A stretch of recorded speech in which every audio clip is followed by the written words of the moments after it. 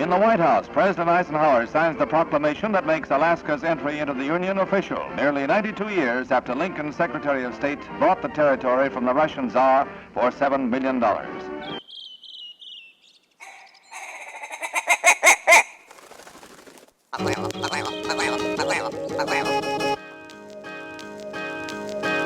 Alaska Wild Project podcast is brought to you by the following sponsors. The Bait Shack, located on Ship Creek upstream of the bridge. Can't miss the bright red shack. They're the go-to fishing gear rental and guide service on Ship Creek. Tight lines and fish on. Come hook into the action with them. Hit them up at thebaitshackak.com. Lawn Pro AK, your year-round professional property maintenance company, providing services such as weekly lawn maintenance, driveway sweeping, snow and ice management, and tons more. Get your free estimate today at lawnproak.com. Anchortown Dogs, located at 4th Avenue across from the old 4th Avenue Theater. Look for the blue and gold umbrella. From reindeer dogs to bomb euros, they've got you covered. Anchortown Dogs, your local gourmet hot dog and sausage cart. Menegato's Accounting, locally owned and operated advisory and tax accounting solutions. Passion, experience, diligence. Learn more at menegatosaccounting.com. Double Shovel Cider Company, located off Arctic and 58th. Handcrafted, Alaskan-made cider. They also have a tap room downtown on the corner of 5th and E. Check them out at doubleshovelcider.com. Serrano's Mexican Grill, 2 locations, one on Tudor, one on Northern Lights. The Northern Lights location has their new tequila bar. Check it out. Also see their daily specials at serranosmexicangrill.com. AKO Farms, located in Sitka, Alaska, built from the ground up with concentrates as their single motivation. Find their products such as their sugar wax, full spectrum diamond sauce carts, and more at the Treehouse AK and other dispensaries around the state. Ask your local bud tender about AKO. TheTreehouseAK.com, located at 341 Boniface Parkway. Your all-in-one cannabis and CBD store. Ask the bud tender what the strain of the day is to get your 10% off. The Treehouse, where the culture lives. Marijuana has intoxicating effects and may be habit-forming and addictive. Marijuana impairs concentration, coordination, and judgment. Do not operate a vehicle or machinery under the influence. There are health risks associated with consumption of marijuana. For the use of only by adults 21 and older. Keep out of the reach of children, and marijuana should not be used by women who are pregnant or breastfeeding. Tailored Restoration 24-hour emergency home services, helping Alaskans restore their dreams since 1972. Services include fire, water, mold, post-emergency cleaning, repair, and remodeling. Give them a call in Anchorage, Eagle River, Matsu, or Fairbanks. Hit them up at tailoredrestorationalaska.com. Crank it up over there, bud. That was a nice, even, clean. Oh. There it is. Some are just like way snappier than the other. Yeah, I tried to do on my story the other one, but it just didn't snap. Yeah. I wonder it has to do with the chemicals and the pressure pound. The PSI of the what was that measurement? pressure Yeah, I don't of the know. mercury, probably Above my pay grade. Way above, dude. Welcome to Alaska Wild Project, go. episode 36. Today it's just going to be Brandon and me. Poor Jackie, who could probably actually tell us exactly what happened, why some of them pop really loud and some not. He would have been all over that. He would have been like, well, the mercury of the, technical explanation. But he unfortunately got a concussion in a hockey game. Fully concussed. Which is, it happens. You play hockey, you go snowboarding, you go skiing, you go snow machining, things happen. Yeah, I think about how that must feel at, not to throw you out there, Jack, but I know he's around the 40 mark. I'm pretty sure I got a few concussions when I was like 16 playing football, and, you got your head jarred and you sat a player or two out and you went back out, same as a soccer player or a girl that was, flying around as a cheerleader, hitting the ground. I mean, as kids, we probably got a lot of those. I can only imagine as a full-grown, mature adult now with full recognition of how you feel when you don't feel good or you do feel good, how it must feel. It must suck. You remember the last good head knock where you saw stars? Yeah, man, I think so. I think I had a pretty gnarly wipeout on a snow machine like 12 years ago. Where I got bucked and then I smacked a tree and I thank God I had a helmet that day. Ooh. I thought I broke my neck, and it was just like, I don't know. It was just like one quick scare. Like, you get hit, and then you kind of almost black out and wake up and go, whoa, like start checking stuff. And yeah, so, but yeah, man, just the lasting effects, the nausea, the headaches, all the stuff. I feel for you, Jackie. Get well soon, dude. Yeah, man. It's sometimes you're good the next day. Sometimes it's a week, a month. Yeah. Sometimes you never know. Mm-hmm. It's pretty scary. Pretty scary deal there with all that. Give him his time to heal up. Yep. So get better, Jackie, and we'll see you back next week. Well, welcome back to you. You've been out. Yeah, man. You've been out of state. Big city in it. Like, it feels like you were gone for a couple of days, but I think you got a good fiber in, didn't you? It felt like I was gone for like a month. Oh, on your end? Yeah. Oh, okay. It was just a weekend for me.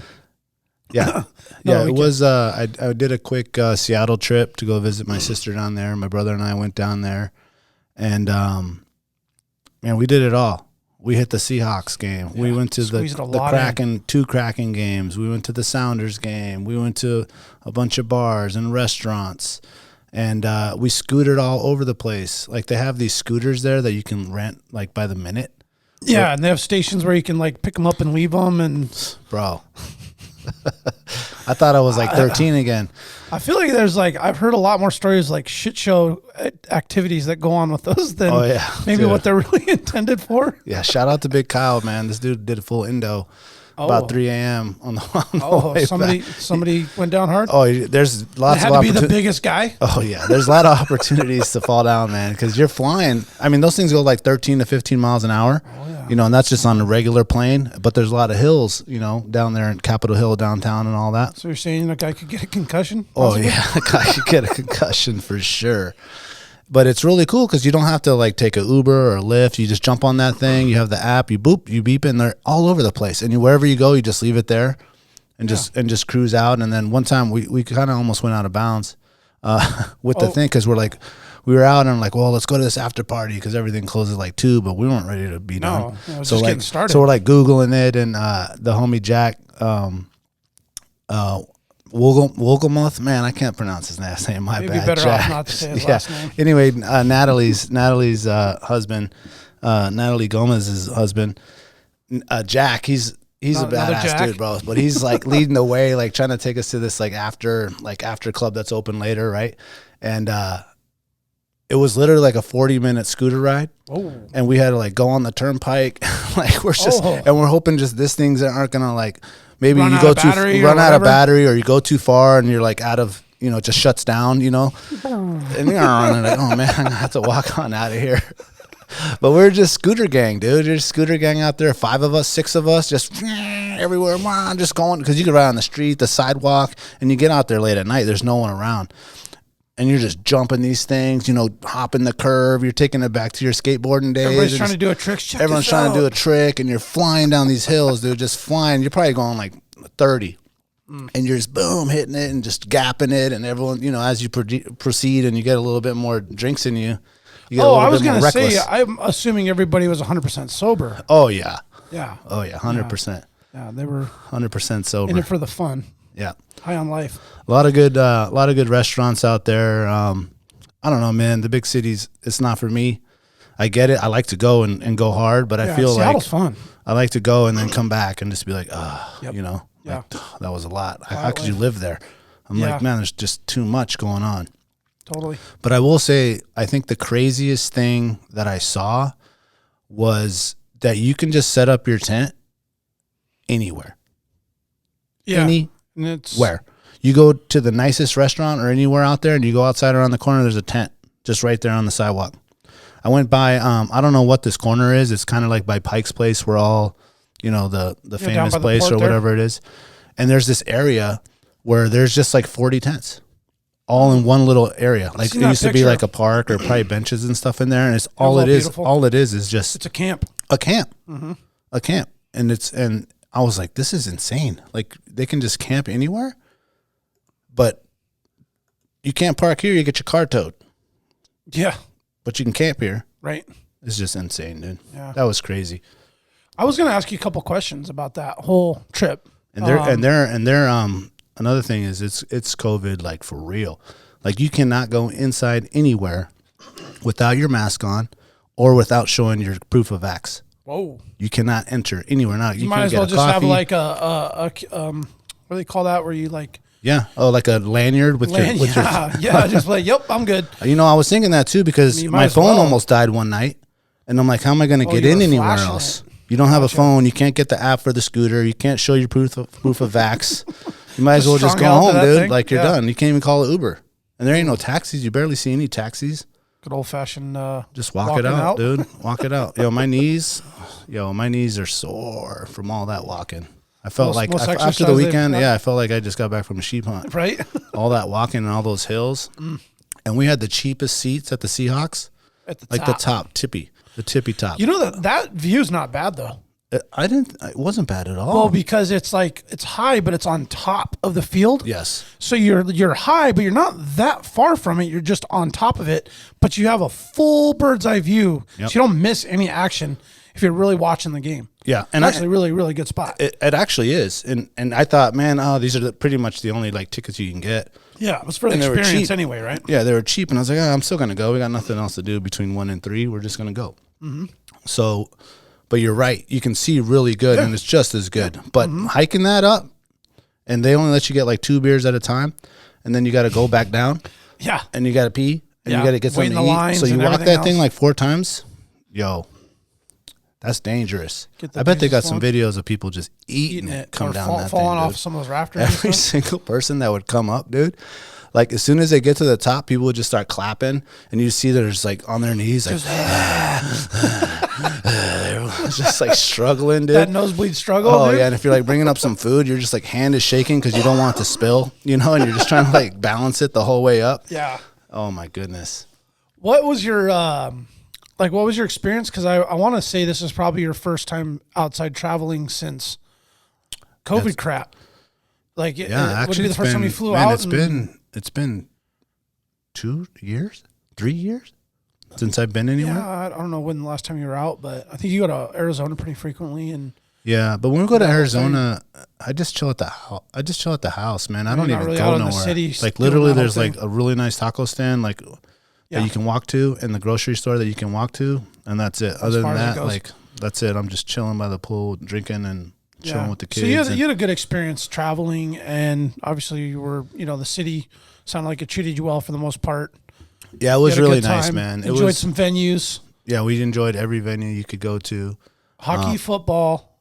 And soccer.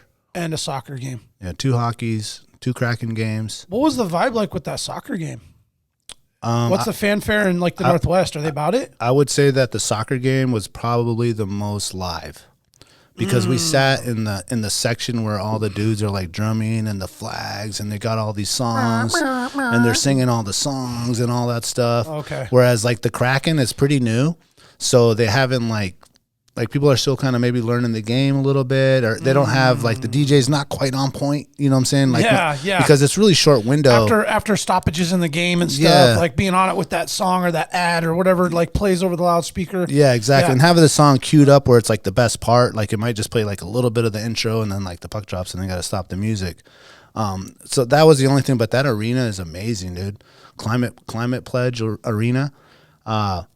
Was that an existing? It was the key. It was the key facility that was already there. Key Arena. Okay. Key. No, maybe just Key Arena. It wasn't old and ran down. It was actually pretty fresh and. No, so it was an old arena that they pretty much just saved the top of it. And what they did is they dug down. I want to say it's 7 stories down.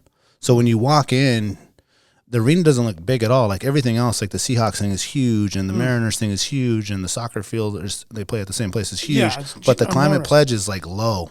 It looks like a small place, and then you walk in there and everything goes down.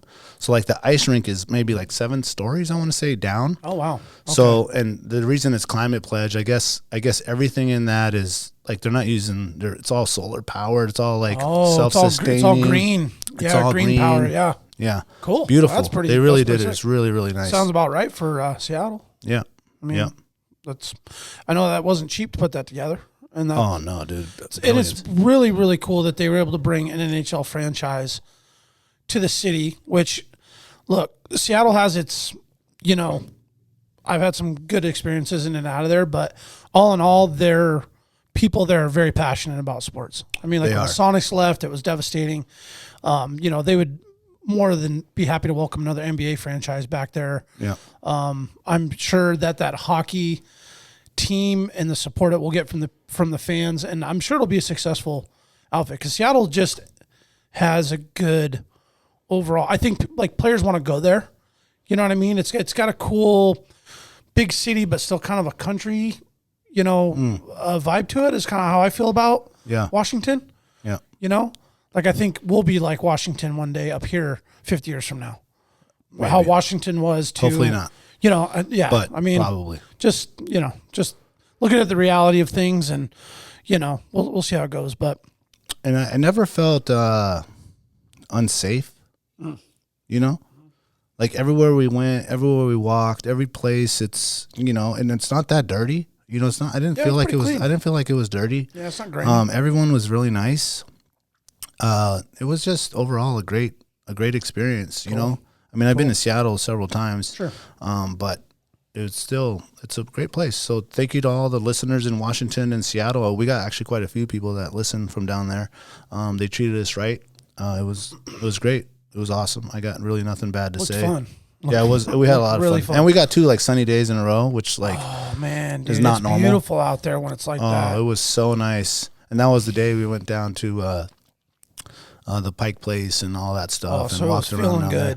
Yeah, it was feeling good all the way around. But my sister did say, and shout out to Brian, my boy Brian, who drove up from Portland to come visit us, and he lived there for a little bit. That it looks like a little dead.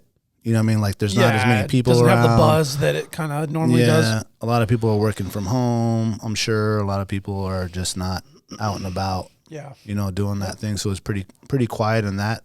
I mean, there's still a lot of people for me. For Alaska, it was compared to no one here. It was cracking. Yeah. Yep. But it was nice. It was nice. So we're thinking about making it annual.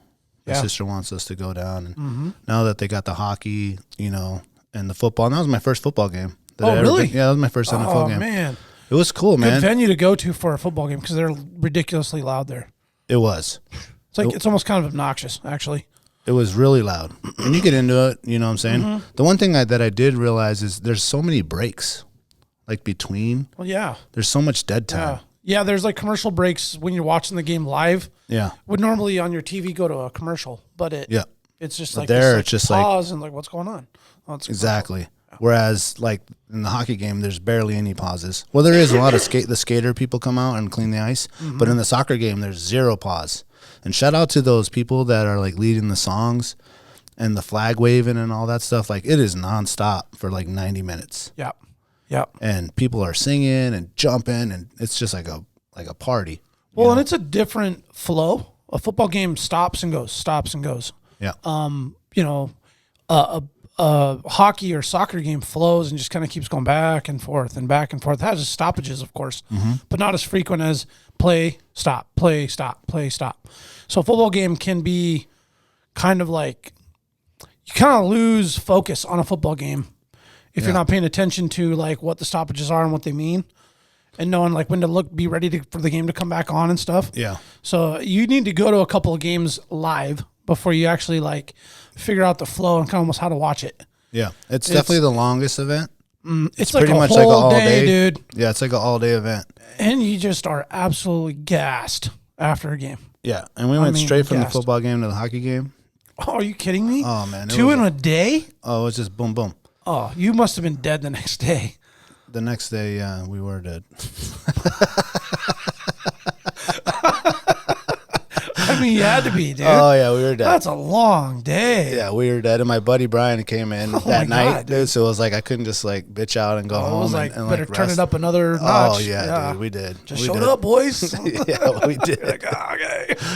We sure did. Dust yourself off. And it was Halloween. It was Halloween. So it was fun. like, lots of outfits everywhere. And, it was cool. Yeah. But I didn't know, like, I got there on Friday or whatever, and I was like, oh, there's a bunch of people, like, dressed up like Halloween. And my sister was like, no, that's just how they are. we sat down in this place, and I look over, and I was like, oh, man, it's the girl from Adam's Family. Like, she's just straight up, like, in the black dress with the braided hair, like, down, Yeah, you know, like that. Like in a noose. Just, like braided, straight, full noose. like, white, you know, like, Yeah. like pale as can be. And I was like, oh, she's already dressed up for Halloween, you know. And my sister was like, no, that's just how they are out here. And I was like, oh. Whoops. Yeah. I'm just a boy from Alaska. I guess I don't get out much. Yeah, she's like, stop staring. Well, that's cool, man. I always like to hear of folks from Alaska, because obviously for us to get out of here, we have to fly out like everywhere we go. And Seattle's the closest kind of, city in America that we can, visit.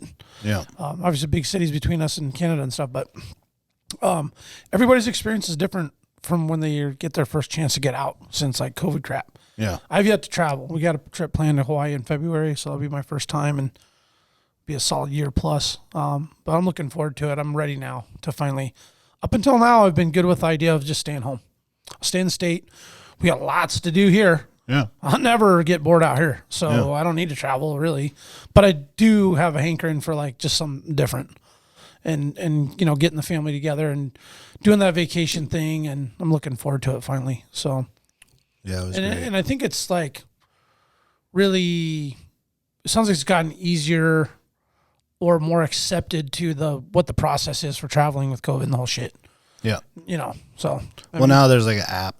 There's like an app just where seems you like can a lot have more all your figured stuff out on now. there. Yeah. And you just have like your a experience. scan code and an app for everything that you just go do it, and it's all set on one. Boom, boom, boom. But have your phone charger, because if your phone dies and you can't show a picture of your Vax card or whatever, you're not going anywhere. Yeah, you better keep your phone charged for everything.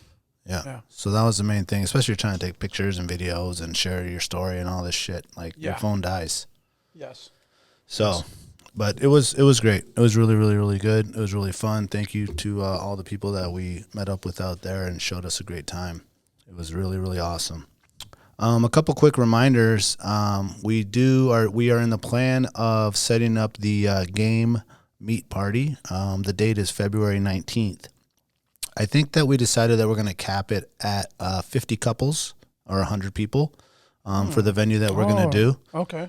Speaking with Rena and them. So be on the lookout for that, because the tickets is going to be first come, first serve really quick. And we're lining up a bunch of really cool prizes and all that stuff. So keep that in your calendar there, February 19th, the day after the draws come out on the 18th.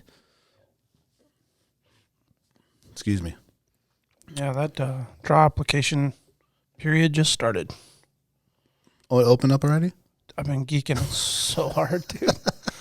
I already know, but I like what else? I learned more. Yeah, like I started peeling back more layers, and I've kind of gone away from like you. I know that you just put in for so many, and you're just like this and that and this and this and that, maybe this and maybe that, maybe this and that, and I just know that I can't do all that. I can't do all those. So I'm like, okay, well, what do I really want? What can I really focus on? What are some realistic dates that I can go on? And narrow it down to those. Like, we have our goat that we want to do. I mean, I'll say that, but then I'm gonna be like, I got the goat I want to do, and then I got the moose, and then I got to get the caribou, and then I'm gonna go on the sheep hunt. If we drew that goat, it would like prioritize over like a lot of things. It would be like, hey, I'm gonna save time for that because I got this tag that I'll probably never get again, or it'll be a long time. Yeah. So you'll like make it happen, and that's where I'm at with some of these. Like, I'm so diehard, I want to get a goat. I'm like, all right, man, I'm going all in. I'm gonna try and get a goat tag. I mean, I do every year, but I'm gonna spread my love out a little bit. But I'm still partying with you on that one, for sure. Yeah, and then I wonder, like, the people, sometimes here and there, you'll be like, oh, man, do you hear so-and-so? He got all 3 or all 4. And you're like, dude, how can you even do all that? What the? That gets kind of spendy. I hope I have that problem. It's a good problem to have. Yeah. I got something else. I don't even know what to do. Yeah. I mean, I'm super excited about the youth caribou hunt that hopefully, my son or Trent's daughter, Livy, gets. Yeah. Corman's kids put in. Or Corman Mason putting in too? Oh, yeah, definitely in Reagan. Oh, that'd be awesome, man. Yeah, I mean, like, I think for us, Kennedy just got lucky because, man, the percentage is low for the draws on those. But, no, those would be those are the best. We already know that, like what that trip can be. So, yeah, we'll see what happens. But it'll be fun. The meat party, the gathering. We'll have all these folks in there. Somebody in there is going to have drawn something, probably. Yeah. Or we can, and whoever one of us, you can cry on my shoulder about another, year past where you didn't get a draw. And I'm like, oh, I got another one. Hope I'm that guy. Yeah.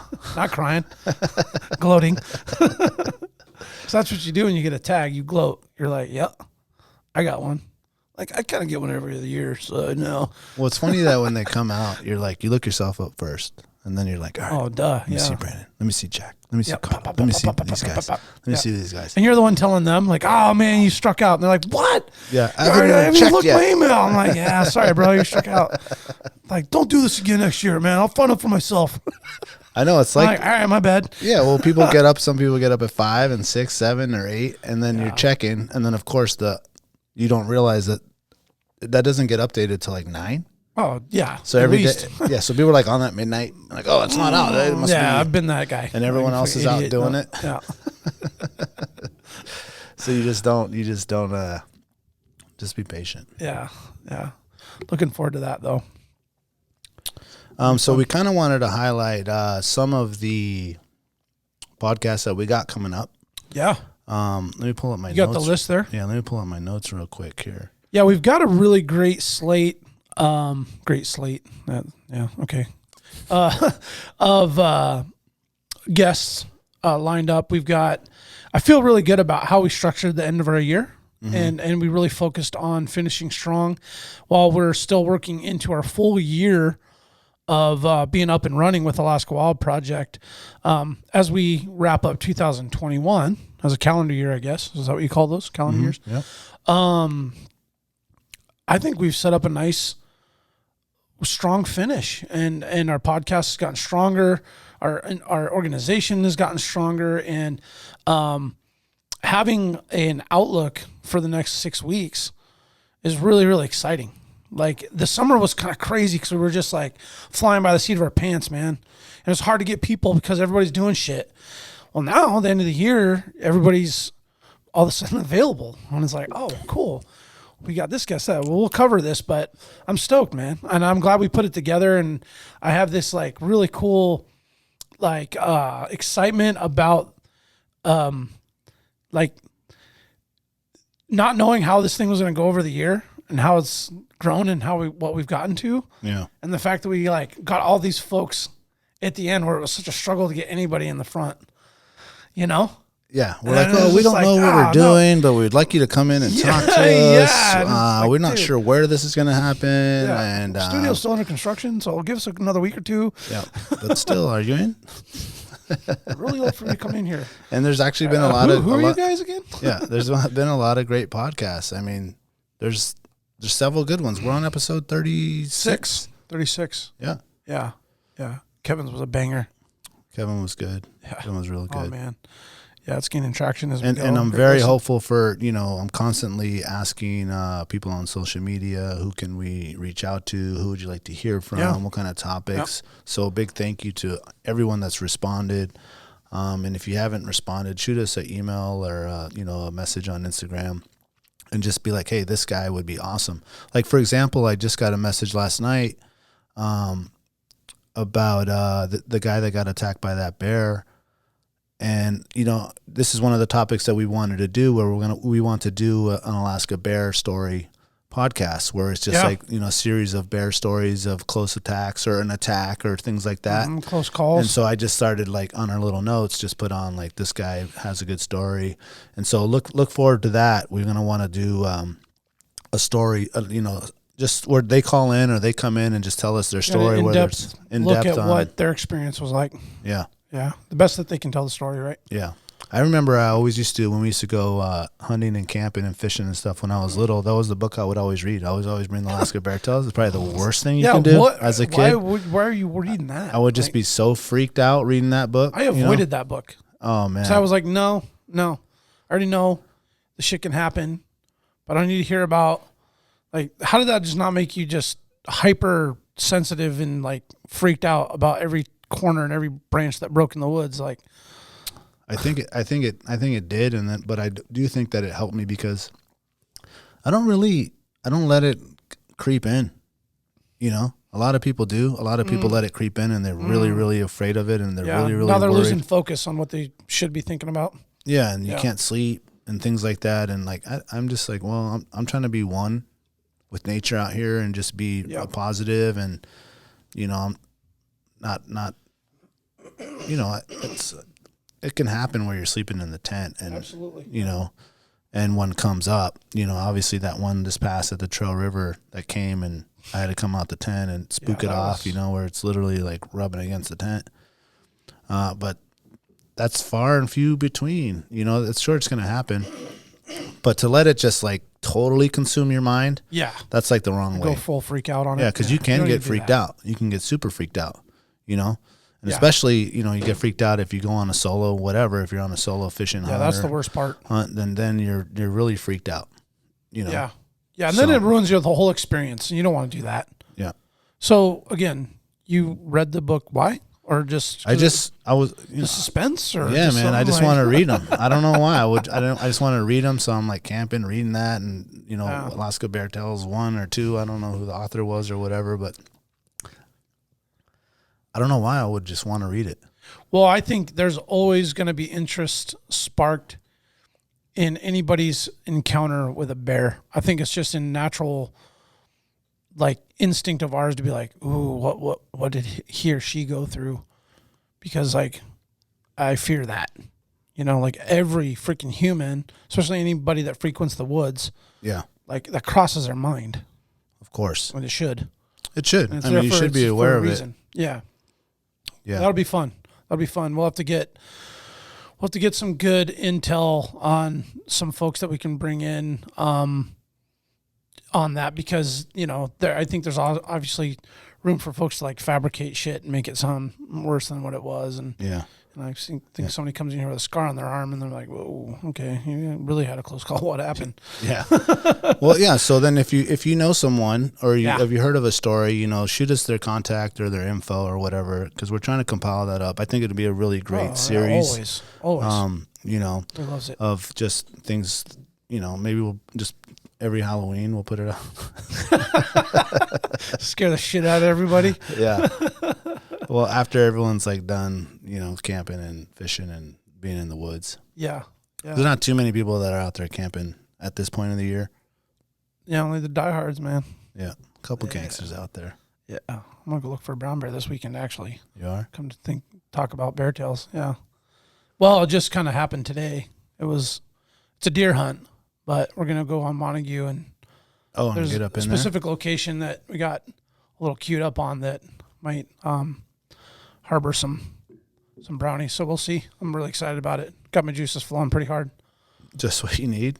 Yeah, well, you know. Another bear. Well, no, I mean, any chance that I have the opportunity, we can just even go out and find one and glass it. Yeah. I get excited about that, especially brown bears too. You know what I mean? Get out and see black bears pretty frequently. Seems like you can kind of go anywhere, and, you know, if you bring a pair of binoculars and look hard enough, you can find something. But those brown bears in particular, I've never seen one. And actually, it's funny. Eric just sent me I think it was a Facebook post of a gentleman that went out with his boy, and they're deer hunting. His boy, I want to say, I could be messing the story up, but I think the overall is that the kid was like ahead of his dad, crested over a rise. Dad crests the rise. Son disappears for a second.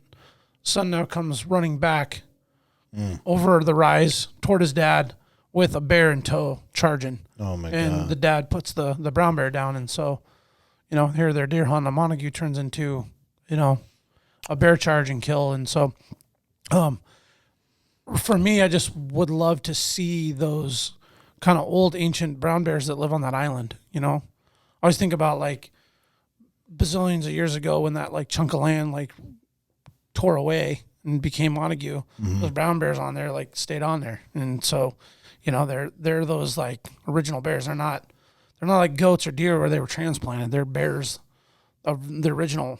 So, but they swim too of course they do. I have no doubt. But I guess what I'm getting at is that if I could just go out there and just see one, it'd be a huge win. Oh my God. Yeah. It'd fill that void, I guess, whatever you want to call it. Yeah. if I get an opportunity, and we're going to be deer hunting, so it's going to be still a deer hunt, but Yeah. this specific area sounds like it might have some real good habitat for those bears to be Nice. in the area. So I'm excited about it. But before we move forward on our subject, I was going to take a quick break for the sponsors. Sure.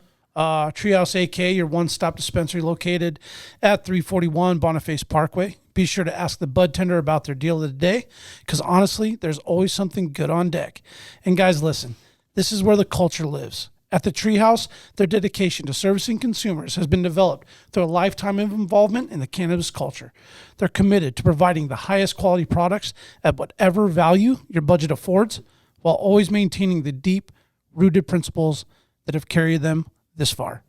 Their focus is on relationships over transactions, and you can always depend on them to treat you with the respect you deserve. Hit them up at thetreehouseak.com. And you must be 21 years old to enter that store. Thank you. No Vax card needed, though. Yeah. Serrano's Mexican Grill. Since 2008, Serrano's is Anchorage's own new generation of old casino. Their menu showcases the passion and love of their rich heritage and unique family recipes that have been passed down through generations. Serrano's goal is to embrace and display traditional flavors using the best ingredients that are available. They focus on making everything from scratch daily. In-house menu includes handcrafted corn tortillas, Serrano salsas, carne asada marinades, and chorizo. But don't take their word for it. Experience the tradition and sabor for yourself. Locations on Tudor and Northern Lights. New Tequila Bar is on the Northern Lights, and check out their daily specials at serranosmexicangrill.com. Tailored Restoration, 24-hour emergency home services, helping Alaskans restore their dreams since 1972. Services include fire, water, mold, post-emergency cleaning, repair, and remodeling. Tailored has an emergency response number with trained professionals available to help you anytime, day or night. Hit them up at their main locations, Anchorage, Eagle River, Matsu, and Fairbanks. That's tailoredrestorationalaska.com. You do not have to be 21 years of age to enter their store. In case office. I've never actually been in there. Do they have like a... They have a really nice place. Yeah. They have like they have like a building? nice hot headquarters, like administrative office. Nice. Yeah. Yeah. Trent's got it set up nice. Huh, I haven't been in there. Yeah. Anyway, so our year-end, I don't want to say year-end review, but our overview of, finishing what was an interesting 2021. I mean, 20 was definitely really tough. 21 presented a lot of challenges, but through and through, we had a great year. And we've literally got a great guest list lined up, and we're excited to share a little information on that. Yep, we got a lot of guests already ready to go all the way up until the end of December, and then we have a lot of people that we're already in contact with for the fall for 2022. Mm-hmm. If there's anyone that you feel like, hey, you should talk about this or a topic, like always, just hit us up, and we will reach out to these guys and get them on. We definitely are trying to expand as much as we can. We're not just hunting and fishing. There's obviously a lot of other topics that we want to cover. So whatever it is, let us know, and we'll try to make it happen. We want to be here for the Voice for Alaska and things that you want to hear about. So let's keep it rolling. Next week, I'm very excited about next week. Oh, me too. This is, we have Mike Morgan and Chris Olds. These boys are Iron Dog racers. If you're not familiar with the Iron Dog, it is pretty much like the Iditarod, but with snow machines, and it's very intense. And I have several questions for these guys. As I'm not obviously, if you've heard in our VMAX Patreon episode, I'm not the best snow machiner, as we call it up here in Alaska. But a lot of my buddies are, a lot of my friends, almost all my friends are big snow machine guys. And, but this is next level. Oh man, the highest. This is next level. The Iron Dog boys is next level.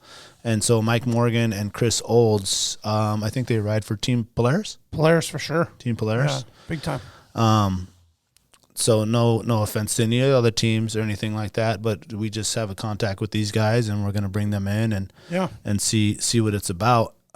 So you told me Mike and Chris have won the race before? Yeah, and I mean, I'm just going to throw it out there because I feel like this information is semi-accurate, that they've finished in the top 5 the last 5 years in a row, and I think they've won twice.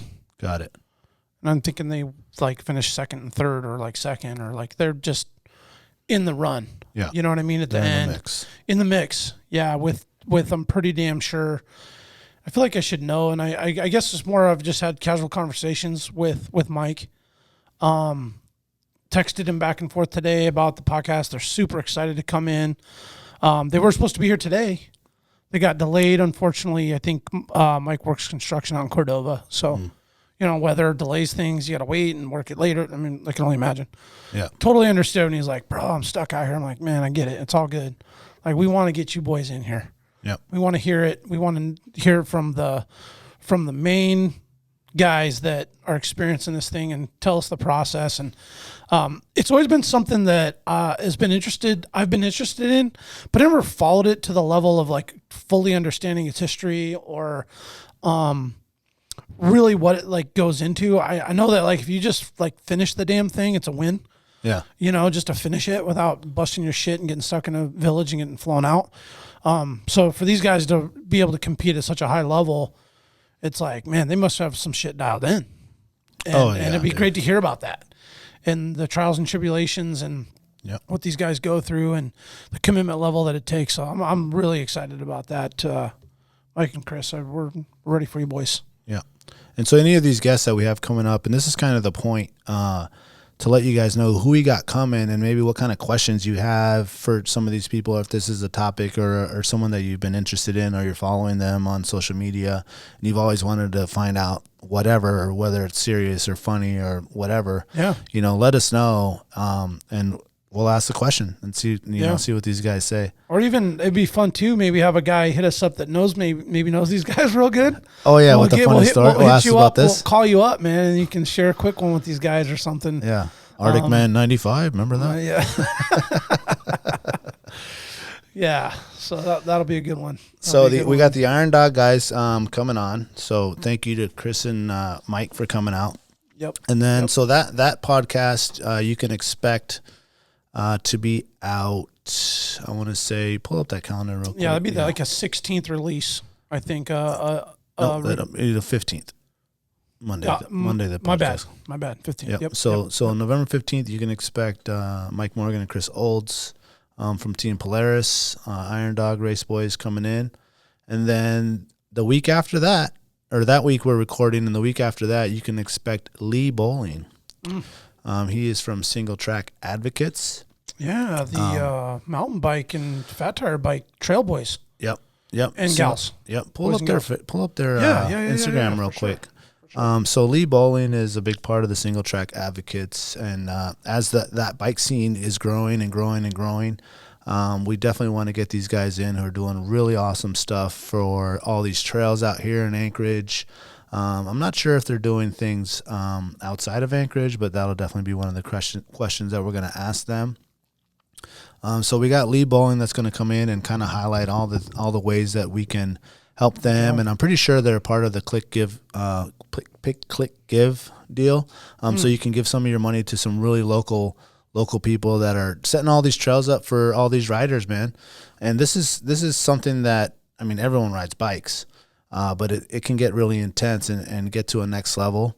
As more and more of my friends have these bikes, I'm just kind of really jelly to get one of these bikes.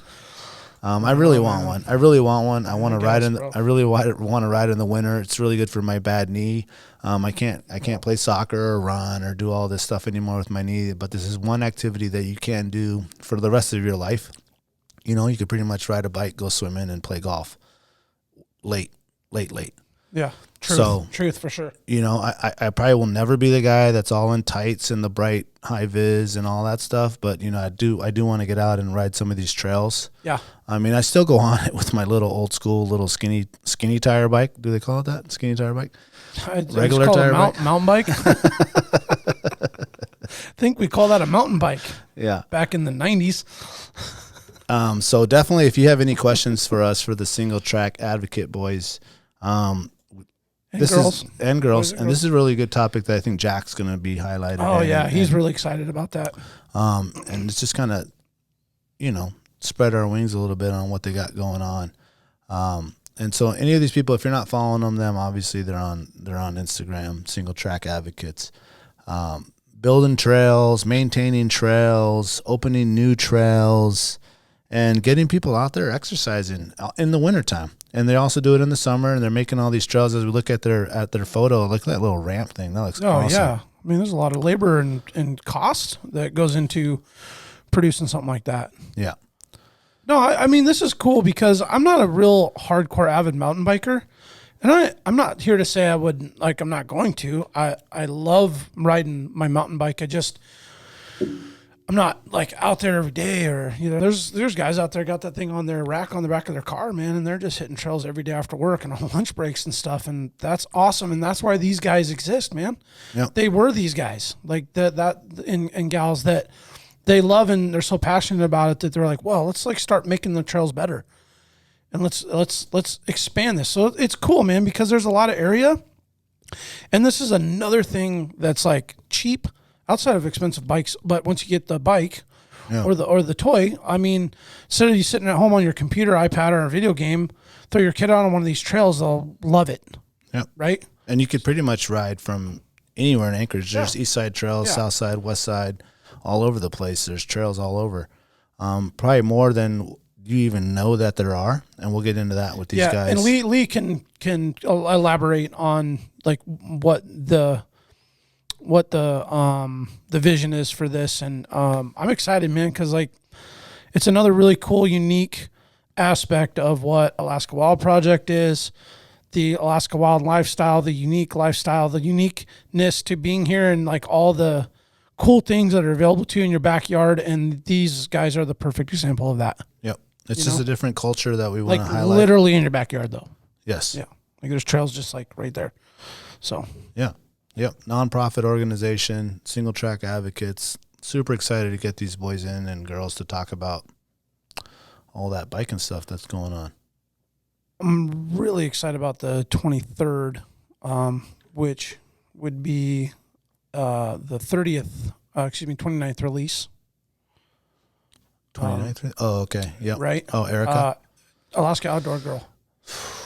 Dude, she is all the time go. I can't wait to ask her. I'm I want to know how much time I want to know if she works. Spend. I think she does. I want to know how much time you spend on your cell phone to because I am so horrible with phones and computers. Daniel, you know that.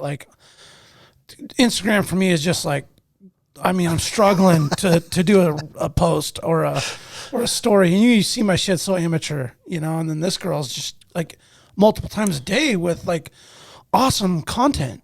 Yeah. This isn't just oh, look at me on Instagram. This is stuff she does. This is her lifestyle. This is what she actually is all about. And I'm sure she has a job and all that stuff. But I'm man, how do you do that? And then spend all the time on your phone making all this.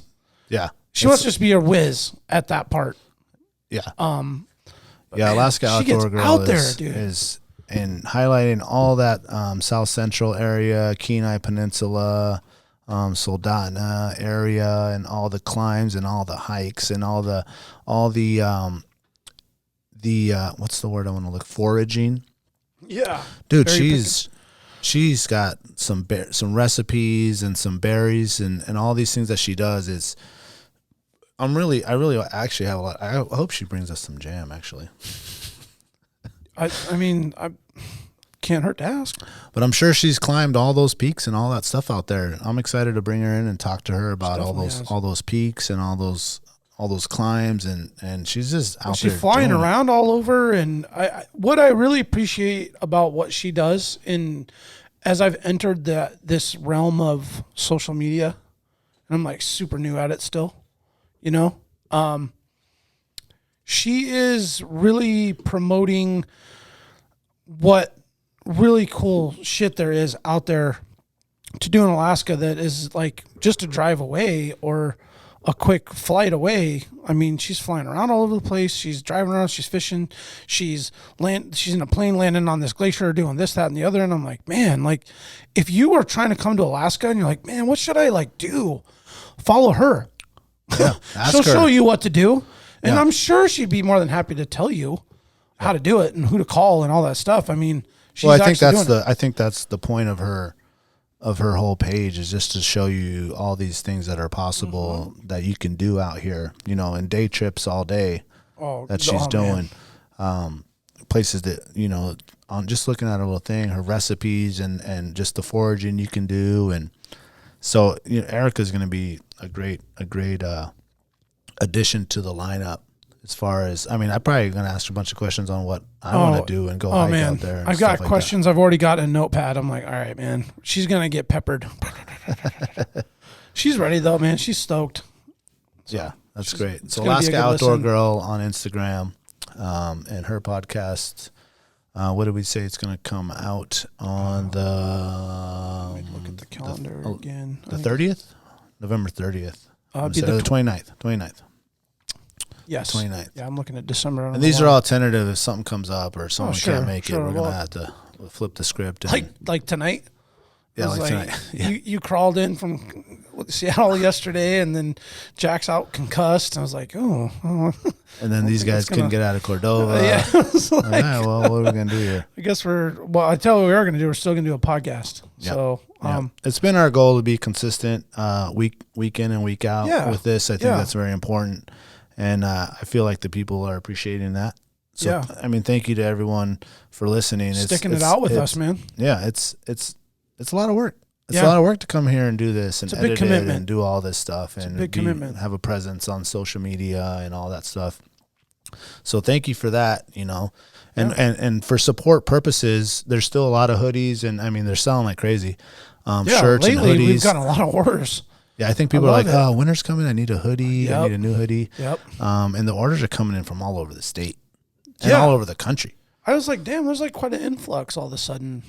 People are just happen to catching it. Getting the word. I'm not sure, but man, buy it up and get it out. It's nice stuff. Yeah. It's good gear.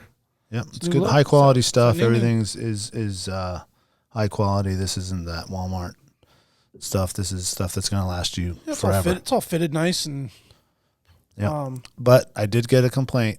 Oh, really? That we don't have the dad hat 4X from my boy Big Kyle. Shout out to Kyle Sellers. Oh man, he is a big hoss. He's like, I've been supporting you for all these years and all this time, and you can't ever make me a 4X. And poor guy, dude. We're all over Seattle, like going in all these stores, you know, Patagonia, Filson. I was like, look at this jacket. And he's like, these guys are fat shamers. These guys don't have any 4X in here for me. He said the only brand that makes big boy sizes is Columbia. Oh. So when you look at his stuff, it's all Columbia because they make only big that gear. fits. And that was the store we didn't go to. I was like, oh man. They got like a really good store in Seattle too. Yeah. Yeah, they got some really cool stores in Seattle, man. That Feathered Friend store was pretty legit. Oh, that's where you can actually like go see the sleeping bags and stuff. Yeah, Outdoor Research, Filson. Dude, there's just they're all there. Yo, you can I'd love to go so on that much Feathered money. Friend. Man, I want to get one into one of those bags, man. Those Feathered Friends? I mean, I don't know. I've seen you guys out so lofty in those sleeping bags, dude. It's fully lofted. Just fully lofted, man. Like my shit's not lofty like that. Yeah. Well, but you heard Kevin, man. He said that Kafaru. That slick did. bag is pretty slick, dude. It is slick. The Peters boys are rocking that thing. Yeah. That thing's pretty legit. I don't know about that center zip, man. I think I twist around and get so much, man. I might get like claustrophobic. You know what would be badass, man, is if the folks at Kafaru just threw a couple up here. Give us a shout. Let us try them out. I'll swoop that shit up. I mean, because I really do. Snyder, send a couple of slick bags. I mean, I really want to I want to try one, but I wish I could just like take it for a test drive. Yeah, there is no testing on sleeping bag, man. No, there isn't. You should be able to like rent a sleeping bag just to see, because I mean that's a $500 to $1,000 purchase. Unless you're a Peters, depending on what you get. Drink too many. And you don't want to get in someone else's sleeping bag, dude. That's That's weird. It's like wearing someone else's underwear or using someone's Yeah, toothbrush. that'd be kind of weird. We were in there drilling and stuff and like My bag's sweating. yeah, my and bag's a. some guys pee at night. I'm not gonna call you out. You don't call them fart sacks for nothing, man. Fart sacks? Fart sack. I got a little graphic. I never heard of That's that. what they're called in our moose camp. Yikes. The fart sack? Fart sack. Yeah. Oh my God. Now that I gave everybody a really gnarly Yep. visual. You're welcome. Yep. You're welcome. That's what we do at AWP. And you know what? I'm gonna ask all these people. Actually, I'm curious what the Iron Dog boys. What kind of sleeping bag they rock? Yeah, and I know like they are like staying overnight at spots Outside, right? No, or are they like going heated and stuff? But I'm just thinking there's got to be nights where you're stuck out on the trail. Yeah, if you break down, you got to be ready to stay the night. Yeah, I mean, you know, it is winter, heavy winter. I guess we're gonna find out. Yeah, we'll add that to the questions. So we're talking about Iron Dog. It's ironic. So a recording set for the release on I think would be the 6th. December 6th. Yeah, Ron Payne, that wet dog race. Yep. So I'm like, you guys broke the news to me on that. I think like a month ago or 3 weeks ago or something. I'm like, what are you guys talking about? Like, oh, it's like Iron Dog, but on a jet ski. I'm like, holy fuck, that's awesome. Because I've heard of guys doing long expedition rides, and there's like some crazy dudes and gals around the globe that like travel around and do wild expeditions on jet skis and in shark infested waters in different countries, or they get like boarded, or they got some crazy stuff. But Alaskan waters are just wicked. And on a jet ski? Oh man, I wish I could remember. Was it Jack that told us what the route was going to be? Well, they've had several routes. Yeah. And I want to say that go back and look at notes, and just a weird coincidence, like Ron is a maintenance guy for the Anchorage School District.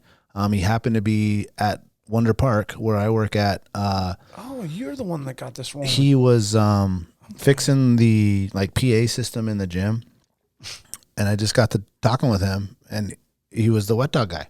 And we've been wanting to have somebody on about this after we heard of it. And if you haven't heard of wet dog race, go ahead and Google wet dog or YouTube wet dog race, and it kind of just highlights what these guys are doing on these jet skis, where they're traveling from like Anchorage all the way to like Kodiak, doing crazy. I don't know, insane. It's just insanity. Well, it's just an extreme expedition race via jet ski in treacherous Alaskan coastal waters. Yeah, and it sounds like a logistical like nightmare. Big time. Because you got to pull into these little towns and these little places and villages. I pulled it up. The Alaskan wet dog race, man. So last time they had one, because there's like a YouTube. Oh man, they're all on YouTube. It's all on YouTube. Yeah. Play that real quick. Let's just play it. Yeah, sure. Let's just see. I don't know if I'll have any. It's only 42 seconds. I don't want it to have any sound, so I'm gonna. I'll turn it up. Let's hear what they say. Okay. Wetdograce.com, YouTube. Whittier, Kodiak, Chinega, Seward, Port Graham, Anchor Point, Kenai, Williams Point. Oh, dude, they jump over Port Williams, over to Kodiak, all the way around Kodiak, Old Harbor, Alitic Bay, down to to the Chugach. chain. Jesus, Sand We're Point, going to Dutch Harbor. King Cove, Cold Bay, Falls Pass. Then they circle that Shit. all the way back up the Aleutians to Igigik, to Naknak, Up the river to Iliamna. Holy shit. That's insane. 2,000 miles, bro. On a jet ski. With the crazy changes in seas and weather and stuff that like happens constantly. I mean, look at that cross. The cross from Kodiak. That chunk right there. That chunk right there, sketchy, dude. That's hella sketchy, dude. Big water. Yeah. Whew. Man, that is big water.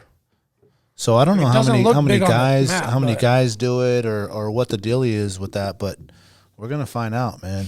We're gonna find out what that is. Like, so, I'll do like respect to Iron Dog, like that is. And I did a rod. And anything extreme expedition racing globally, like, man, you're a thug if you're into that. But this looks really, really, really dangerous. I mean, you can't just pull over and camp. Like, you can't just pull over and be like, oh, this is burned up. I'm like, done. Radio in a part. Yeah. Not saying that's what they do in the Iron. I'm just, you can like, you're a radio away. You're a radio away here, but I'm just thinking of like making this cut across to Kodiak.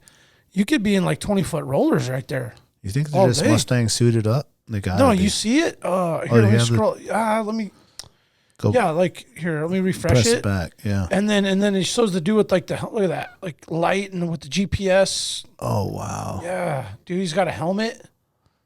Light forces and shit on there. Probably got giant fuel cans and Ron was telling me that there's a group. I don't know if they've done it or they're trying to circumference the whole Earth with a jet ski. There is a group in a show called Dangerous Waters. Yep. That's what it is. Those guys are way out of control into this. It's like the extremist level. What's the? I mean, I watched an episode where they like went to Russia and their like Russian military or Coast Guard like made them go to shore and like turn their shit in, and they were like stuck there for 10 days while they dealt with paperwork to get cleared to release, and then they gotta like ship their jet skis to here to start here, and then wait for the seas to die down so they could even like launch and then go through Italy and like all. I mean, I'm totally like way off on like the organization of that, but I just have like randomly come across that watching TV where I'm like, are these guys for real? Like, they went up somewhere where they got like locked in the ice, like up above Alaska. Like they were trying to do a run around or something, and they got like ice logged. Cross from Alaska to Russia. Their boat got ice logged, and they were like stuck, and they had to get rescued. Wow. By the like Russian government or something, and like I'm like, wet dude, dog race. They are pushing it to the limit. Man, I do think it could have a better name. The wet dog race. Yeah. I don't know. Yeah, I think I see what you're saying, but it totally fits. But it does. Iron dog. I did a dog. I did a rod. It's the same. Yeah. Kind of deal, but maybe wet dog. The Alaskan wet dog race. The Alaskan wet dog 2,000-mile race, man. I'm excited to hear about that. And, that's crazy. That isn't rolling up to Big Lake and cruising around. It's definitely not that. No, I mean, they got to be ready. I mean, you just bring some beef jerky on the thing or what? What do you think? You can't just pull over and like jalapeno pull cheese out the Polish. Do those jet skis have like, how on the sleds they have the hot dog? I don't know, man, but my guess is they got this all figured out. Rations and food and supply boats that are like following or something out there. Yeah, gas stations, fuel stations. It's got to be like an incredible amount of logistics and legwork that goes into the like background of how this is managed and like put together. And I don't know one person that has done this or knows more than me about this, and we're bringing in the guy that's like doing it. So that's going to be an awesome podcast for all you guys to listen to. Ron Payne from the Wet Dog Race. Give them a look, give them a follow on Instagram. And then the one we got coming out after that, which is 13th, which is highly December now. Highly one of the topics that a lot of people have been asking for, and so a lot of people know about this topic, and it's avalanches. And so what we did, and come to find out, there's actually a lot of different educational avalanche places, Learn to Return, and all these other things. But who we got coming in is the Chugach National Forest Avalanche Center. So we got one of the representatives coming in there from the Chugach National Forest Avalanche Center. I believe they're Chugach Avi on Instagram, Chugach Avi. Chugach. AVY. So they're going to come in and give us the lowdown on this avalanche. And I mean, rest in peace to a lot of people that we know that have passed away in avalanches. And it's like when and she was actually, when I called her up to talk to her about it, she was really excited because I guess right now there's a lot of mixed use with people like early skiing, early riding, and hunters still out there, and the snow conditions that are kind of crazy. So definitely, if you have any questions about avalanches or a story or something like that, let us know. about that, because we're going to get all the info on that as more and more people. I guess she was saying that there's just more and more people that are getting out after it and climbing up there and climbing up these mountains and learning, the dangers of it. I think it's a very important topic. Yeah, I mean, there's people that are going out to go play in areas right now where at 500 to 1,500 feet, it's not. There's a little snow and it's come and gone and melted, maybe a few inches here and there.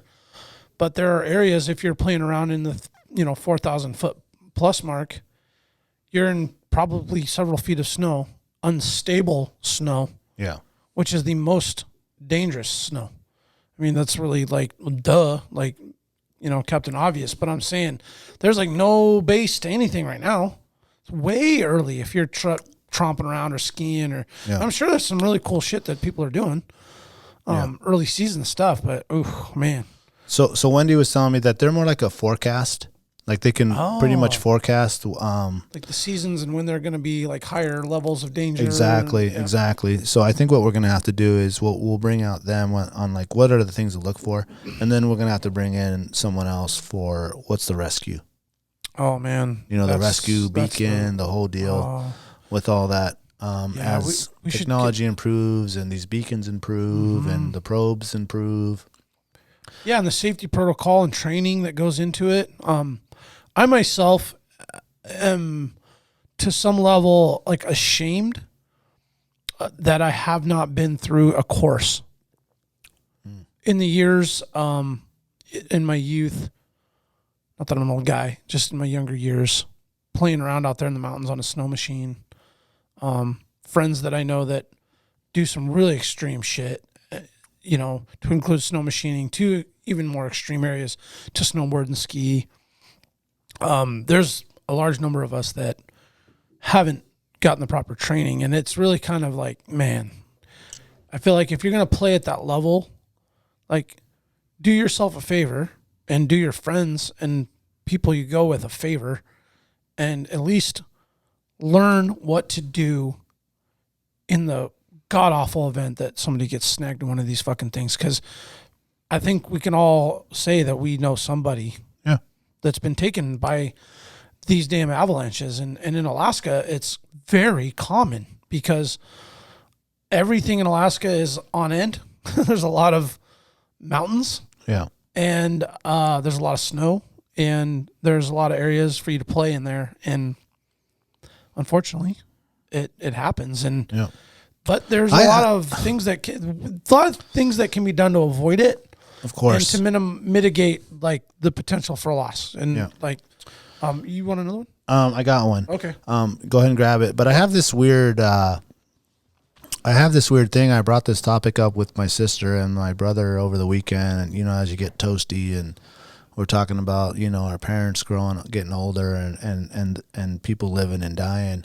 I have this idea that I would rather, like, if you could choose your death, I have this idea that I'd rather die an Alaskan death. And my sister was like, what does that mean? I said, well, there's several different kinds of Alaskan deaths. Could get deep, man. Deep. Either you die in an avalanche, you drown in a river, rafting, you freeze to death somewhere, you get mauled by a bear and die, you get trampled by a moose, just like an Alaskan death where you're out there, you're probably doing something that you love to do, and then a mishap happens and you die in that mishap. I mean, I'd rather die that way than in some drunk driver hit me. Yeah, or rot in a hospital or cancer bed or something. Yeah, yeah, I got you. So it's like that's what I call an Alaska death.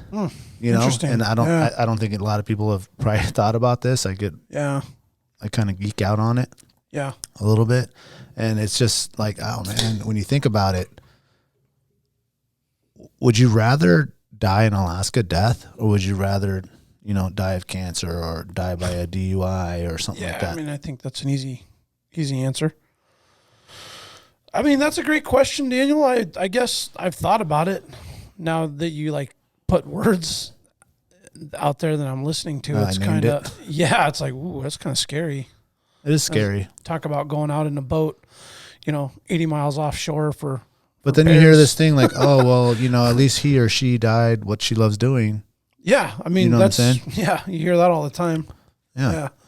Well, I don't know. I think there's like a level to that where it's like, there's also like outdoing it and then being maybe in a potential sketchy situation and then being so unbelievably terrified that you don't want to die. Yeah. In that moment. Well, there's a lot of steps to avoiding that, as we had Alaska boating safety on. If you haven't heard that episode, go back. And we'll have the avalanche people on, and we'll have the bear tails on. And I mean, living an outdoor lifestyle, there's just many ways where an accident can happen, and many ways where, you can get lost and die. You can starve to death and be lost and die, or you eat the wrong berry, you eat the wrong mushroom. Who knows? The variables are unbelievably endless to, what you could accidentally do up here. Yeah. Playing around out there. I had a weird situation where I think Eric saw it, but I didn't see it as serious. We were cleaning deer a few weekends ago, and like we're on this weird hill, and it was kind of like raining, that whole time. So it was already kind of wet and slick. Well, after matting it down and walking around enough, we got it like mud slicked up. So we were like cleaning slip the and deer. fall off a cliff. Like, no, it wasn't like a cliff. It was just a hill. And we were like slipping as we are like going below it and like traversing and walking back and forth, and just you're all over the place when you're cleaning an animal, and then you're taking the hindquarters and shoulders and lifting them 10 feet up to this little ledge and then putting them on the tarp, and then that's getting like trampled down and then slicked up. Well, I had my knife, and I like curved around, and I did this like slip, and I did like a windmill, and then like brought my knife up. Oh my god! And I was kind of like, whoa! Like I felt like I almost cut myself. And he's like, dude, you almost stabbed yourself in the neck. And I'm like, I was just going through that like constant monotonous motion of like shift over here, trim, do my thing. And then I was like, wow! Like one minuscule lapse in judgment could have now create a situation where like Eric's hitting the SOS on the inReach because I just severed an artery in my neck cleaning these stupid ass deer. Yeah. You know what I mean? Like, oh, well, that's not disrespect to deer as like the animal of the earth and that kind of, I'm talking about like, this isn't what I came out to do. It was to kill myself, cutting myself with my knife. Yeah. So it's like, man, have some appreciation for preparation and thinking about the safety and well-being of what you're doing all the time. Always. Yep. Like focus on it 100% at everything you do. Well, it's hard when you're wet and you're tired and you've been doing it was a reminder. I was like, oh my God, dude, like that could have been, and we've all done that. We've all had a situation where a close call but to the point of this avalanche, the subject that we want to discuss is this is something that the winters are long.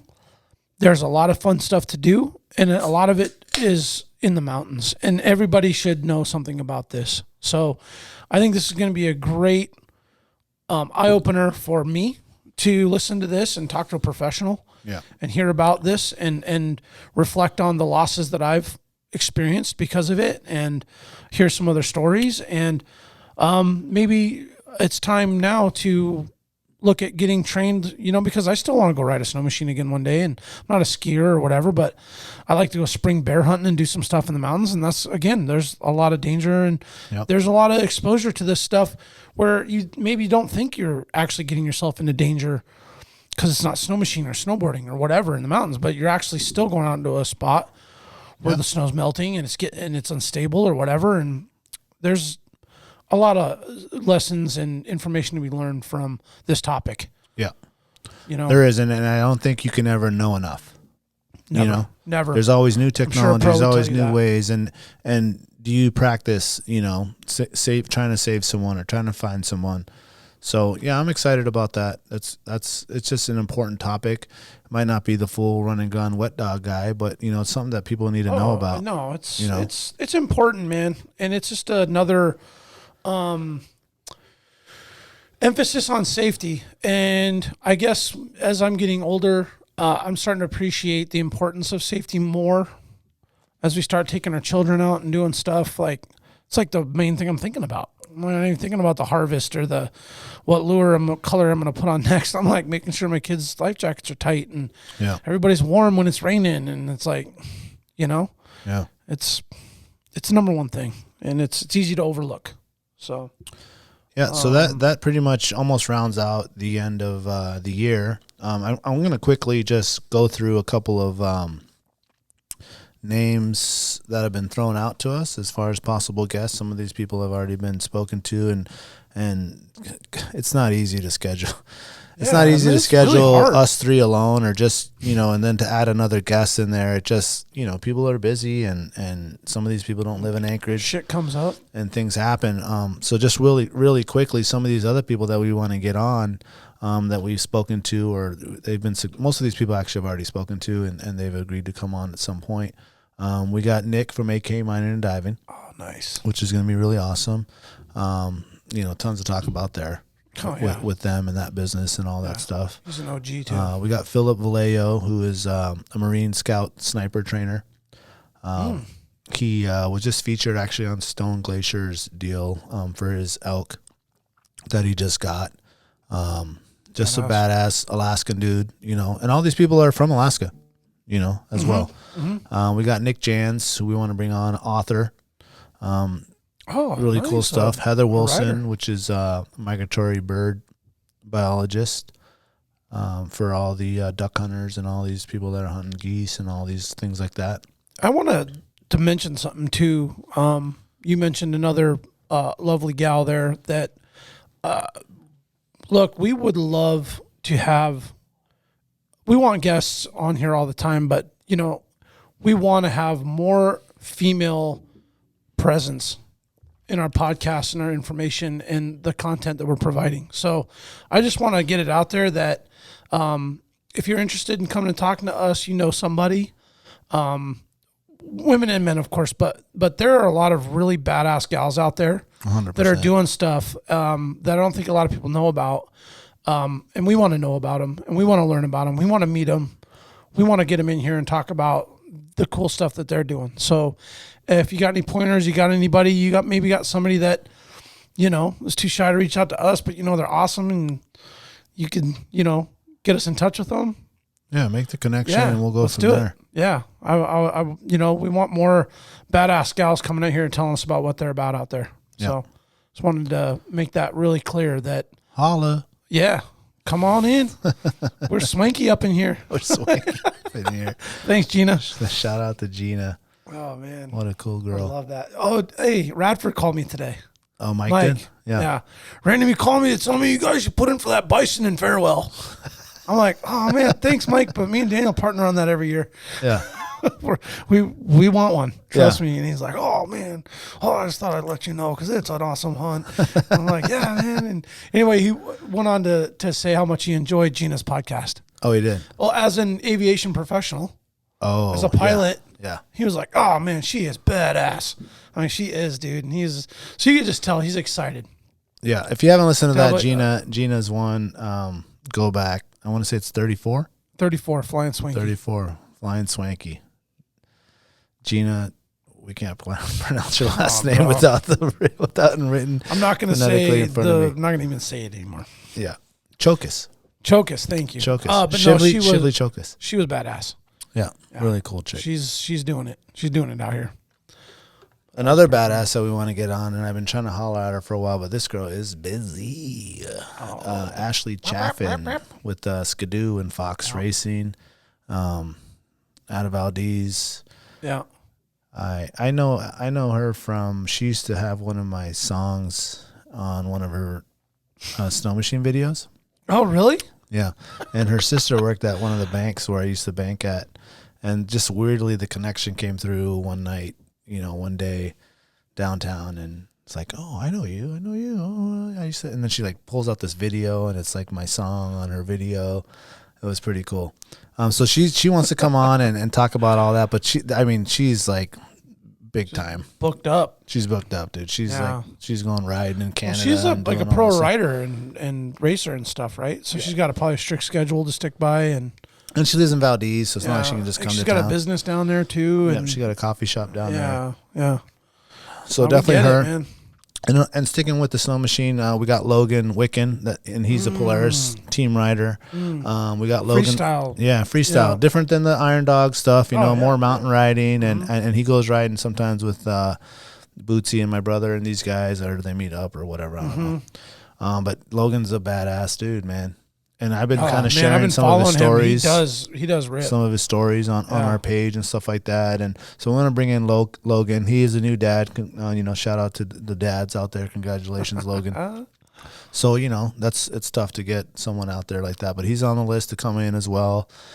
We have Conrad Woodhead. He's part of Rural Education. We want to get someone out here that's just, what's going on out with Conrad, education. Yeah, we talked to him, about a year ago. Yeah. About him coming in, and man, his story is so awesome. Yeah. I mean, like, there's a really cool aspect of rural education that a lot of people have like no idea. No clue. And it's crazy. There's a lot of educators here in Alaska that have cut their teeth and made one hell of an educational career by making the compromise in a cultural shock, like lifestyle change, by going out to a small community, rural community, and teaching. Yeah. And you love it or you don't. Oh man, like stories I've heard, I'm like, wow, like you got to be more than just a teacher. Yeah. It's like you have to embed yourself in that community. Yeah. Like you're like lifeblood of it. Yeah. Yeah. It's pretty cool. So that's a whole different one that hopefully will come on. And then we got some other podcasters that we want to come on. Cody Liska from Crude Magazine, Crude Podcast. Man, they just released an awesome podcast. Badass snowboarder. Dude. I've known Cody for years. He hosts that tailgate out there in Valdez. The Crude boys do all that, and he's putting out content. They're entrenched in that whole thing? They're entrenched in all that. Makes sense. I mean, they're, come on, bro. The board shop in Juneau. Borderline. Thank you. Brain fart, man. Yeah. And big shout out to Cody. He's one of the pioneers in the podcast game up here in Alaska with his Crude podcast.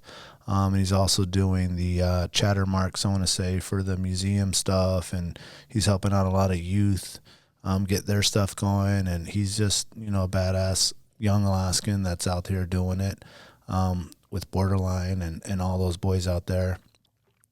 And along with him, so definitely go. What's the Instagram? What's their Instagram? Crude Mag. Mm-hmm. Crude Mag.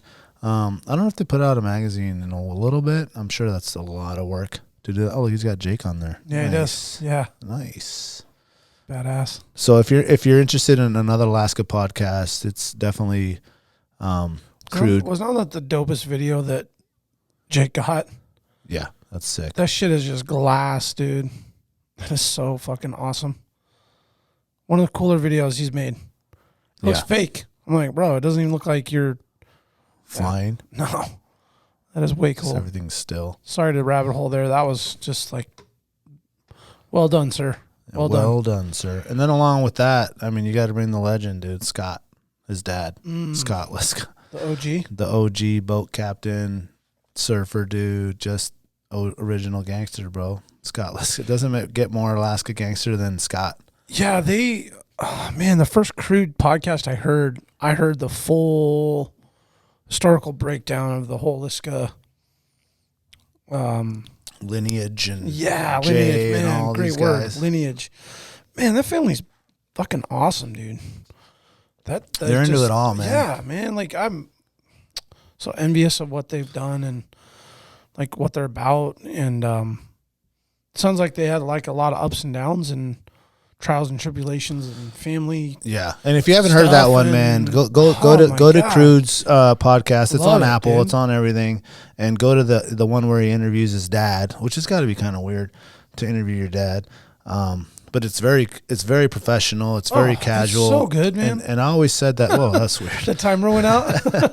I always said that that Cody's style is it's very professional. He's like a real true journalist. Yeah, like he does a lot of reporting writing almost. It's just factual, but yet entertaining. just his approach to it and his ability to retrieve answers from guests and people like that. It's smooth delivery. Yeah. Like, man, I'm envious of his style in which he, shares his content, and the listen is just like, man, so clean and crisp and smooth. I'm like, wow, man, how you do it like that? I don't know, man. It's pretty cool. Yeah, compared to like what we're doing, I mean, this guy's like legit. Oh yeah. You know, we're trying our best. Certified pro, man. Cody's legit, man. I love Cody. He's a great guy. He's an awesome guy, and he's another one that you should definitely be checking out with. And then we want to also bring off Jeff Lund, of course. We got to bring Jeff into the studio. He needs to come up here for a weekend or something. Yep, the mediocre Alaskan from Southeast. You got to check his stuff out, man. This dude has like 260 podcasts already, something crazy like that. And he's just interviewing and doing ones on his own. Some are really short, some are a little bit longer. Just highlighting that Southeast lifestyle. He has the book out, A Miserable Paradise, which is amazing. Get it on Amazon. Get on Amazon and buy that book. He just sent me another copy. We're actually going to give one away. We're supposed to do the trivia with Kevin. Yeah. On the to give away the Miserable Paradise full book. derail this week. Yeah. So, but we're gonna have to do that one when Jack's back. Whenever Jack's back, and give away that Miserable Paradise under the trivia. Yeah. Trivia time. Jack Lowe. No, that'll be good. I'd love to meet Jeff in person. You didn't meet Jeff when he came up? No. Oh. When he came up, when he got married and he brought his wife for the honeymoon. Oh, you met him? He came by the hot dog stand. Oh, well, that makes sense. He knows where to find you. But I was like so busy, dude. I didn't even have like time to like even chat, dude. I was just there's handshake. Okay. What's up? You know? Yep. And then you went and visited Jack at the cidery. Oh, okay. And I'm sure they had more time to interact. Yeah. There. Yeah. You know, while we were slicing dogs, I didn't have time to do much there. But we got to get him back up here and bring him into the studio. And well, I'm a day job slave, so I was like, I'm just over here working. Yeah. Don't have a cool, fun summer business for you to come to. I do want to meet him because I've had like a handful of conversations with him. I'm like, dude, I like you. You're like a and he's very professional too, man. His like interview style and the way he keeps it rolling, and he just lets the guest, be the highlight. He does a very good job. Man, yeah, he's just got a really good delivery in how he does his show and his questions, and stays on topic really well. And again, he's a writer. He's a writer for the Juneau Empire. Yeah. I think it's called. He's an outdoor journalist for them. Yeah. He's a high school teacher down there in Ketchikan. Hunter, fisherman, just a badass dude, man. Jeff Lund, Alaska Mediocre Podcast, all those Apple, new stickers too, man. And all that stuff. He's got some badass sticker, dude. Yeah, he stepped his game up on them stickers. Those things are fresh. I was like, oh, okay. Saw that big one you brought in. I'm like, yo, Jeff, man, I need to get a couple of those. Yeah, I brought that one for you, actually. That big one? Yeah. Oh, really? Yeah. Oh, thanks, bro. He sent me a couple, 3. Okay. Figured me, you, and Jack, but. Oh yeah. And we got a sticker wall coming, so we're gonna add. Jeff, we need a few more because we're gonna add one to the sticker wall. Tat it up. The sticker door we got going on. So check him out, man. He's doing his thing, man. He's another good outdoor podcast, and he turned me on to Tongass Talk as well. And those are some science teachers, dude, down there. I want to say they're in Sitka. I was just chatting with them up, trying to get them on the podcast as well. And then we got to get Tyler on, man. Tyler Friel from Thunder Talk. That'd be way badass, dude. Get him up. If he ever comes to town, get him in here and put him in that white chair and talk to Tyler about maybe we can snag him for a couple hours one night. Yep. So we definitely want to get Tyler in and other these podcasters that are doing their thing and it's the same goal, man. We're just trying to highlight all the cool things that's going on up here and the little things that we know. I don't think any of us claim to be professional at anything. Just content and sharing the fun shit we're doing anyway. That's what it's all about. It's kind of where it all stemmed from, Yeah. And then I want to bring up my buddy Dave Thorne. He is Delicious Dave. Dave, holler back on Instagram, bro. I know you're looking. That message hasn't come through yet. I want to get him out. Delicious Dave. What a name, dude. Yeah. So I grew up with David Thorne. What makes Dave so delicious? His food. Oh, amazing. I mean, I figured it was something amazing food related, but is it? So he dessert? does he's a chef for the like rock stars and superstars and goes on tours. But while he's here in Alaska, he helps out these kitchen. Pull this thing up right now.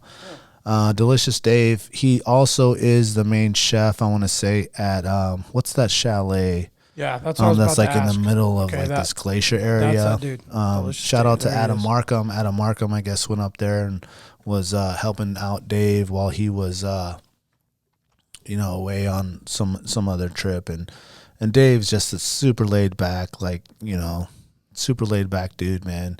Drives one of those like vans, the old school like Winnebago van. What do you call those? Are you talking about like an RV style or like a VW? Like a VW bus, like one of those buses. Valhalla or whatever it is. Yeah. Not Valhalla. Yeah, it's like the VW bus, but it's got the camper on top. It's like a Valhalla or something. Maybe. I don't know.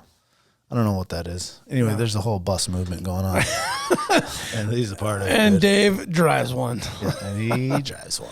Okay, so he does that like that private remote cabin, like celebrity chef. Yeah, man, I can't think of what the name is of that that chalet. A private thing. I mean, none of us can afford to go there, for one. Yeah. It's just like Somebody told me, superstars. like Taylor Swift was there. Yeah, and I'm Taylor like, Swift, it's Obama. like It's just level. like these guys Okay, got gotcha. all these guys coming out. I'm like, oh, well, it must be. I'll just check out the pictures. Yeah. Food looks good. Hey, Dave, we have a meat party coming up February 19th. God, you could probably bring We're going to need you to come out, and as well as Adam Markham to come through and supply some goods. bring Puff Daddy. Let's Bring do Puff this thing. Daddy. Oh, we definitely have to have Puff Daddy out there. Yeah, we should have him come join us on a live event and bring that bad boy out. We'll bring it to the meat party because a lot of times you're going to do a final grill off, and we'll have the That'd be Puff fun. Daddy. And people that don't know, go back to episode 3, Oh man, like first 5, Chef Adam Markham. One of the original chef from the Rustic Goat. Awesome Alaskan dude, just cooking up crazy stuff, and he let Alaska Wild Project put it out on social media to name his grill this massive like smoking 55-gallon drum, like welded together. Yep. Go to his Double page and check badass. it out. And so we must have Puff Daddy at the meat It would party. be pretty badass if we did. Yeah. It'd be pretty fitting for anybody that was like, man, I need to throw my whatever on the grill at the end. Yeah. Or just bring it ready to That grill. thing's just out there like, Just going. hot. Ooh, yeah. He'd probably love to bring his wife and come join us too. I mean, I would imagine. Of course. And bring a dish. Yeah, so the meat party will be two, bring your 5. wife. As the last few years, it's been just boys only. But enough of that. Let's get some ladies out there. It'll go over much better Yeah. by involving the better halves. Yeah. Or plus ones, however you want to do it. It'll be fun. Yeah, that'll be really great. And we have this crazy idea that we've been wanting to do. We kind of hit the nail with Jack's dad and with Earl and John. We want to do a couple old codger episodes. Man, I know. We had this vision of our codger of the month. Yeah, but that's just like you can't. Well, the thought of it was like, oh, we could do that. And now that we've been doing it now for several months, it's like, oh man, it'd be kind of like hard to get an old boy in here once a month. Yeah, definitely hard. Like, it's just like codger of the Year. codger of the quarter. Codger of the quarter, the quarterly codge, quarter codge. I mean, just we got two. You got a 2-for-1 on that one. Mm-hmm. What does codger mean? Codger. I'm that gonna look up the definition. I learned that word from you because you would always say, oh, this old codger. Yeah, and I learned it from somebody. Oh, right there. Codger definition. Let's see what it says. Yeah. An elderly man, especially one who is old-fashioned or eccentric. Old codgers always harp on about yesteryear. Back in my day. Yeah. Yeah, Back codger. in my day. Car- An old codger. codger. I've been wanting to get on Chuck and Dave. Oh, that's a good one. Yep, Chuck Austin Kopp and Dave Tidings. These are just some old boys that we played hockey with, old-time, lifelong Alaskans, done it all, seen it all. Oh, Just I been told doing Mike it. today. About Chuck and Dave? Yeah, well, about that bison hunt. I'm like, well, it just happens that Daniel and I put in for this thing with the hopes that we'll get it because we got this old acquaintance buddy of ours. I mean, you're definitely close with Dave. I know of him and his lineage and family and their business. But I'm like, yeah, we've got a guy that's like pretty well, experienced in the hunt and done the process and the ride and da-da-da-da. And I was talking about Chuck. Yeah. Because you were telling me, like, if you ever draw it, like, tell Chuck. Chuck was like, let's go, let's do it. I'll go out there with you guys, show you where to go and da-da-da-da. And I was like, oh, man, that'd be the perfect scenario. Yeah, he's got the machines. He's been successful on 3 or 4 of those bison hunts. Yeah, that's so badass. And he those guys played hockey. Doesn't he have like a luscious head of like slick back, like silver hair too? This dude is a stallion. just like no stallion, bro. Straight up. Just 65 and just don't let your girl hard. look him in the eyes. She gone. She gone. And he got the money to leave her gone. He's like, yeah. He's a stud, but such a down to earth guy, man. And he raised, 3 great boys who, Chris and these guys are just wonderful kids and wonderful dudes. Just an old school Alaskan guy who's seen it all and hunted it all and fished it all and is still going, man. Still playing hockey. That's crazy, man. At this age, man. These guys they go to like morning skate. Like this guy's skating in the morning. I've seen those guys early in the morning. Like you bring like, your kids and you see these old guys, it's probably Chuck and Dave out there getting their morning skate in before they go, it's like their workout. Yep, that's their workout. Like I want to be Chuck and Dave when I grow up. I bet. I want to get a morning skate in and then, go to my cabin and whatever. Yeah, I remember like it was like 2-3 years ago, and I met you in front of the treehouse, and you had just got your ram. No, you didn't just get it. You were taking it to the taxidermist to get your Euro done. And Chuck met you in the parking lot. And you were like, yeah, that's my buddy Brandon. I was like, oh, hey, how's it going? And he was in passing and going to work or whatever it was. And I was like, oh, that's Chuck? I was like, oh, I had him for like an old codger. And I was like, nah, man, he's like a studly 65-year-old, like still. Dude, with the luscious hair. Oh, shit. Like I have more gray than I was him. like, damn, okay. Like he's still getting after it. Oh, he gets after it, dude. Yeah. He's a wonderful, wonderful man. Well, we'll have to maybe get that going because I wanted to get old Don Magic Juan in here too. Don Juan? Yeah, Donatello. Donatello. Teflon DZ. Man, he's gonna be a hard one though. Yeah, we might have to sneak him in. Well, and what's ironic is like when he came up here to Alaska, his first employer was Tailored Restoration. What? Yeah. Full circle? Swear to God, dude. Yeah. I'm like, whoa. What? When he told me that, I was like, come on, Don. Just come on. We have to tell Trent to tell Don. Yeah. You got to come in. Yeah. And it was like, yeah, well, that was back when, Trent was just coming in. And I'm like, oh, shit, that was a long time ago. I'm like, all right. Wow. I didn't know that. Yeah. So I just found that out. Yeah, big shout out to Don Tron. Donatello. Yeah. Teflon Don. What was the name? Cadillac Don. He's got every Don Juan. I like Don Magic Juan. That's Magic Juan. I think I told you when I first met him. And real quick backstory on Don. Don is the handcrafter of the studio. He is put together Studio 1. He put together Studio 2. He built the frame for the sign. He did the full OCD to make sure the sign was exactly square, left, right, up, down, where everything's supposed to be in the studio. Hung the TV. Oh, man. Don, dude. Oh, Don Magic Juan, Cropper. Those guys hooked us up. Where was I going with Don? I almost lost. I lost history. It. You're doing. Yeah, there was before that. Oh, shit, man. I lost it. Don, it'll come back to me. I bet Don listened. He's like, all right, that's enough of me. That's enough of that. Yeah. It was. I was like, Don, man, come on to the podcast. Oh, no. no.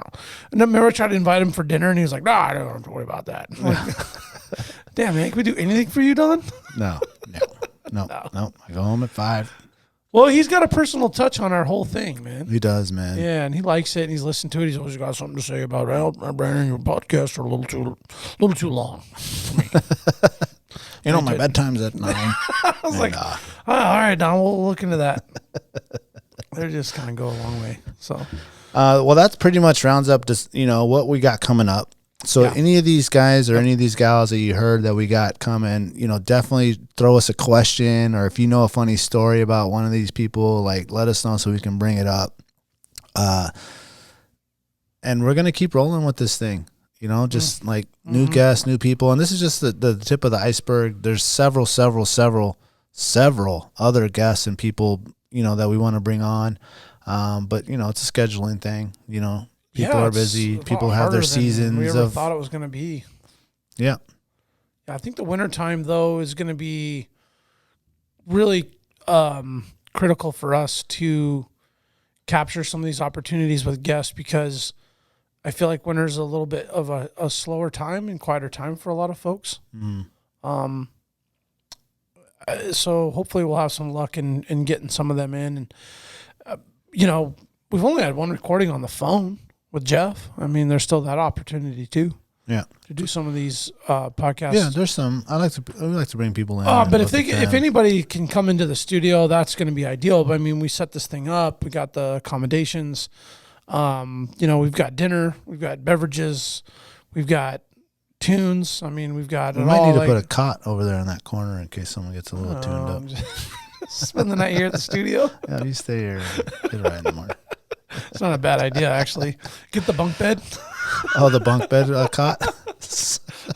Because you and I got to stay? Yeah. Honey, well, we had too many caribou calls. The studio's a good time. Well, go to patreon.com/thewildproject. Thank you for the support on all the Patreon members. We have a lot of stories coming up on that. Heather's Choice promo code Alaska Wild to support another Alaska business. Subscribe to the YouTube channel. Leave us an Apple Podcast review. Yeah. And you love it, you hate it, we want to know. And shout out to the people that have been commenting and like whether it's funny or it's like hater or it's support or whatever. It's just funny to read these comments and stuff like that and interact with some of the audience. We love that stuff. So keep it coming, and thank you for sharing. We've seen an explosion on people following our stuff, and that's all an account to week, dude. It's just all an account to people sharing it, man. Yeah. We're not doing anything special or nothing. It's just people, the vibes going out, and people are appreciating it, and we're appreciating you guys. Go to AlaskaWildProject.com. Get you a hoodie, get you a shirt. We have the dad hats. The dad hats are here. If you're listening to this podcast, I'll be the judge. You're going to get a call up or a message if you've been asking about the dad hat, because we didn't order a lot, but we ordered enough to at least supply the people that have been asking about it. Satisfy the request, yeah. And there's going to be some leftover ones. So if you're looking for a dad hat, I don't even know if we'll put them on the website. Just hit us up. Just hit us up on the message. Folks that have already just like put in requests for them. Yeah, pre-order. And what he means by dad hat is the classic low-crowned curved bill. Yep. We got two kind of dad hats actually. We have the dad hat that has like no form. Right. There's like no nothing. It's just flappy. That's my favorite. Yep. And then we have the dad hat that's just like curved. With the logo on the side, black and gray with the gray Alaska. Oh, we have that's the all black with the white. Popular. Yep. So if you want one of those dad hats, leave us a message on our Instagram or Facebook or email or whatever, and put your name down for one. And we have more orders in for them. Merchandise at times can be tough depending on what you're ordering, and we know and realize that not every bro out there is a flat bill guy. Yep. Let's curve that bill a little bit. Like Nick from Alaska Mining Time. He's like, well, I feel like I'm the last non-flat bill guy around. I'm like, no, actually, there's a bunch of orders coming in for those. Yeah, there's a bunch of us out here still. I wish I could do both. I can't. You can do both. Oh, I'm definitely a hybrid. I mean, I just hybrid. Oh, that's I call myself a hybrid. Yeah. Yeah, where I can like rock certain flat bills like today. Yeah. Got the double shovel flat bill. I love this hat, by the way. Beautiful hat. It's great. But I also got like some curved bills and snapbacks and some fitteds that are. Yeah, I got them fully curved out. Like I can do the 5-panel and the flat bill, but I can't. Yeah, the daddy out of me, I can't. Yeah, I don't think you've really ever given one a chance. I mean, I'm not that I've seen. No, because I know. It's just. Well, I mean, like I could have some input and. Oh, you want me to try one on for you? I think you just when we get the new ones, I'll try one on for you. All right, and I'll be the judge. Nope, yeah. I'll go stick to that 7. Dude, I don't do dad hats or like tank tops. You don't go full or short shorts or what? Short shorts either. I don't do those either. Short shorts are like the thing now. I know I can't. I got some decent thighs, but not short worthy. I mean, if you're like. Me either, man. You don't want to see me in short shorts. You can do some good short shorts. You got some nice legs on you, bro. I got some. You got some thighs. You got some thighs. Yeah, it might make people feel weird. I don't know. My wife would be ashamed. Let's just say that. Thanks for listening, Alaska. Stay wild. You remember my speaking to you of what I call your overcautiousness.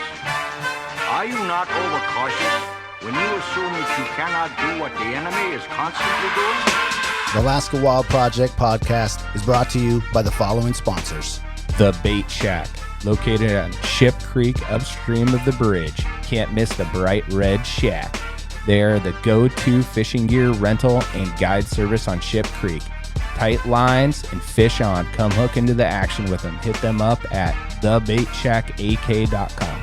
Lawn Pro AK, your year-round professional property maintenance company, providing services such as weekly lawn maintenance, driveway sweeping, snow and ice management, and tons more. Get your free estimate today at lawnproak.com. Anchortown Dogs, located at 4th Avenue across from the old 4th Avenue Theater. Look for the blue and gold umbrella. From reindeer dogs to bomb euros, they've got you covered. Anchortown Dogs, your local gourmet hot dog and sausage cart. Menegato's Accounting, locally owned and operated advisory and tax accounting solutions. Passion, experience, diligence. Learn more at menegatosaccounting.com. Double Shovel Cider Company, located off Arctic and 58th. Handcrafted Alaskan-made cider. They also have a tap room downtown on the corner of 5th and E. Check them out at doubleshovelcider.com. Serrano's Mexican Grill, 2 locations, one on Tudor, one on Northern Lights. The Northern Lights location has their new tequila bar. Check it out. Also see their daily specials at serranosmexicangrill.com. AKO Farms, located in Sitka, Alaska, built from the ground up with concentrates as their single motivation. Find their products such as their sugar wax, full spectrum diamond sauce carts, and more at the Treehouse AK and other dispensaries around the state. Ask your local bud tender about AKO.